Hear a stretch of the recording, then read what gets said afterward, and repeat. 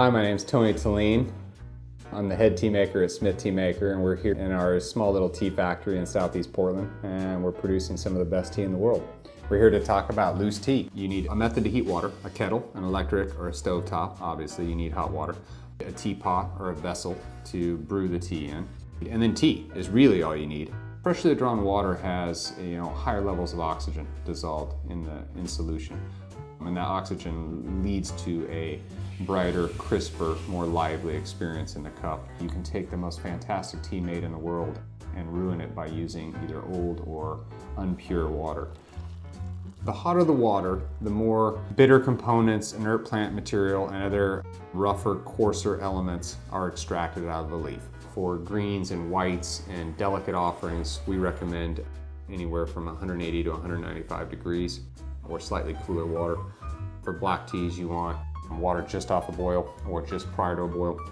And then with herbal teas, they're not as delicate, but we recommend the same as a black tea.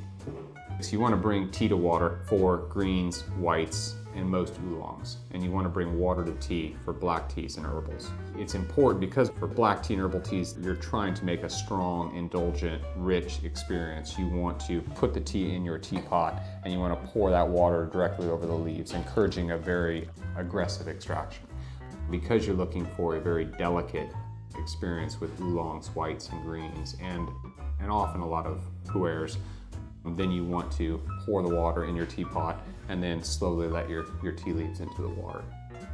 The best thing you can do from a quality perspective is put the leaves directly in the pot, and we recommend 1 teaspoon per 8-ounce cup.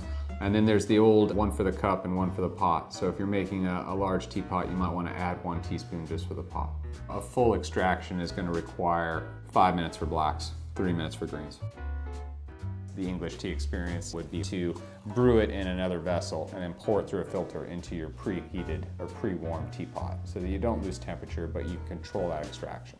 And again, back to tea being a very personal beverage, these are just guidelines. If you really enjoy your Baihao oolong steeped for 2 minutes, you want to remove it at 2 minutes. So the beauty of that is just being able to control that experience from start to finish, and that is the finish line, is removing the leaf from the water. These are all recommendations. All that really matters is that you get to know the experience that you have with the tools you have. You see what works, you adjust until you find something you like.